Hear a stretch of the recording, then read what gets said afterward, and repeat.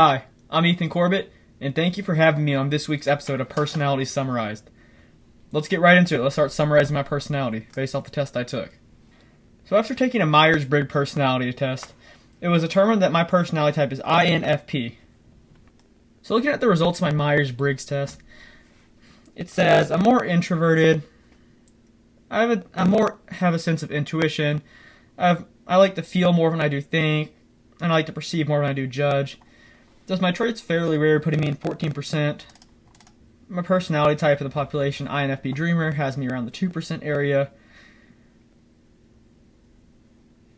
More on my personality type, it says I'm idealistic and sensitive, and I'm generally pretty loyal and gentle-natured, which I agree with. It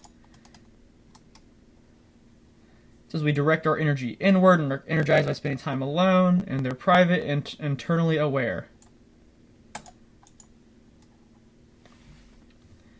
So looking at these graphs, it says we're 2% of the total population is INFPs, and 38% of INFPs are males, and 62% are females.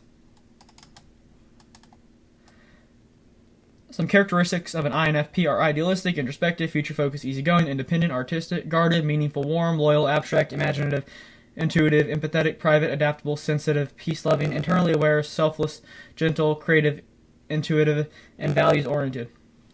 So some of our strengths are we're loyal, devoted, we have a deep capacity to love and care, we're warm and playful, we're excellent at reading people's feelings, and we really just have a desire to meet the likes of others. And some weaknesses are we tend to react emotionally, we actually extremely dislike criticism, we like to blame ourselves, and we have trouble in conflict. It says my primary function is introverted feeling. It says when I feel, I make my decisions based on feelings. So the introverted feeling function allows you to know what you value. My secondary function is extroverted intuition, which this is a function that I use somewhat highly. This is how I process new information through impressions possible.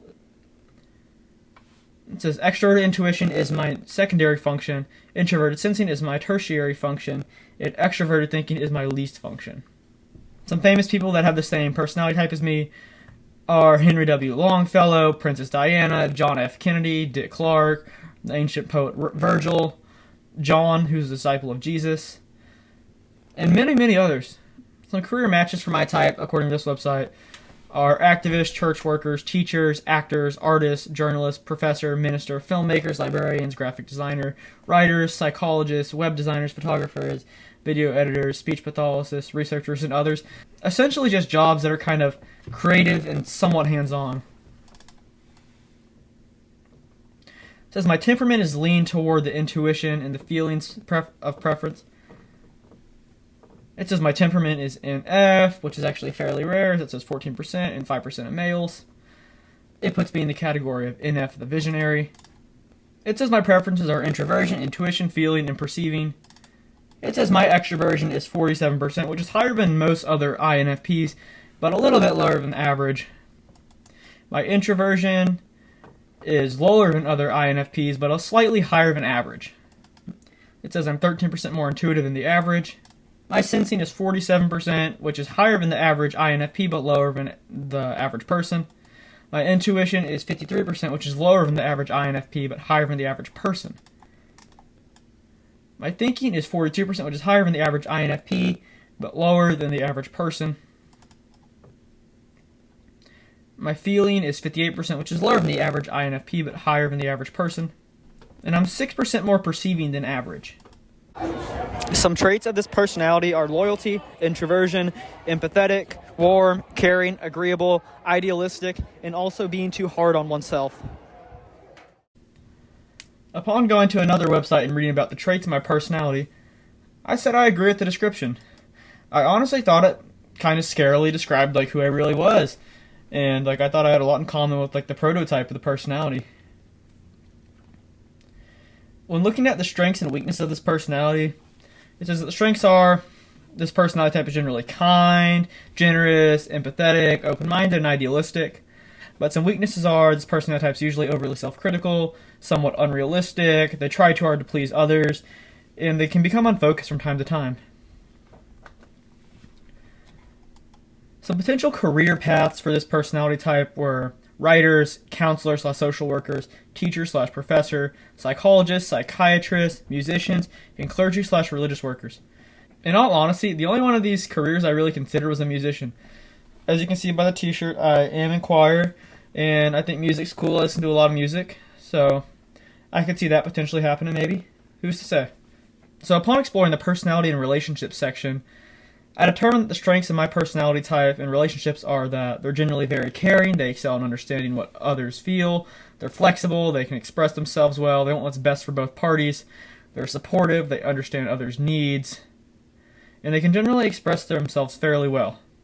Some weaknesses in my personality type and relationships is that they can be shy and reserved, they like to enjoy their personal space a little bit too much, they dislike conflict and criticism, they need praise, they may react emotionally to stressful situations, they can struggle to leave bad relationships and also struggle to just kind of like discipline others, and they're kind of reserved about expressing their feelings. They don't give themselves enough credit in the relationship and tend to blame themselves and put the weight on their shoulders when things go wrong. Upon exploring the personal growth category, I determined that people that fit into my personality type, INFPs, should nourish traits such as their creativity, their spirituality, their empathy, their listening, their acceptingness, and intelligence. INFPs with more developed extroverted traits should really embrace their ability to understand others and to be able to adapt to new concepts.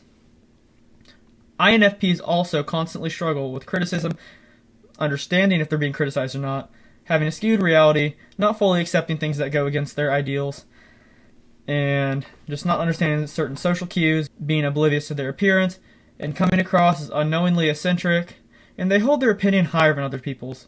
Sometimes they can also get stressed and ignore the bigger pictures, as well as hold other people too high. To be able to best develop, INFPs like myself should be able to accept criticism. That's something we need to learn. We should also learn to not hold ourselves and others as accountable, and really we should just generally be more open to whatever happens. This should be done as well as embracing the great traits that make us INFPs. When it comes to the Big Five, Kolsta and McRae and Norman and Goldberg reach a conclusion that the majority of all traits can really be put into 5 broad categories, regardless of one's culture or background. When the site says that the feedback will be generalizations and might not be specific to everyone, it essentially means it's based on the average results. An example of this could be saying that guys are normally taller than girls. While generally this is true, there's definitely exceptions. So upon taking the Big Five, my results look like this. I was fairly neutral when it came to being close-minded and open to new exploration, but slightly more to the side of open to new exploration. When it came to disorganized versus conscientiousness, I was a little more conscientious. When it came to introverted versus extroverted, I was more introverted. When it came to agreeable versus agreeable, I was heavily agreeable. When it came to calm/relaxed against nervous versus high-strung, I was more on the high-strung and nervous side. So the traits of people that are high scores in these categories look like the following. Openness have traits of original, creative, curious, and complex. Conscientious have traits of reliable, well-organized, self-disciplined, and careful. Extroversion has traits of social, friendly, fun-loving, and talkative. Agreeableness has traits like good-natured, sympathetic, forgiving, and courteous. Neurotic has traits such as nervous, high-strung, insecure, and worrying. So comparing my own traits to this, I found that when it came to my openness category, it says I typically don't seek out new experiences and have me in the 53rd percentile. When looking at the conscientious category, it had me as well organized and reliable and put me in the 67th percentile. When it came to the extroversion category, it said I tend to shy away from social situations and put me in the 39th percentile. In the agreeableness category, it said I was good-natured, courteous, and supportive and put me in the 80th percentile. In the neurotic category, it put me as anxious or nervous and in the 67th percentile.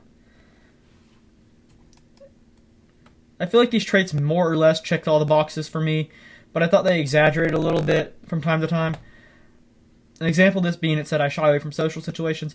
Generally, I think I'm alright in welcome social situations. I just don't like to feel like I don't belong. I like to feel like I belong more than opposed to just feel like I'm out of place. And furthermore, when it said I don't really like to try new things or explore new things, I don't think that's necessarily true. I just like to try things that aren't too far outside my comfort zone. Like, I'm totally open to trying new sports, new events, whatever.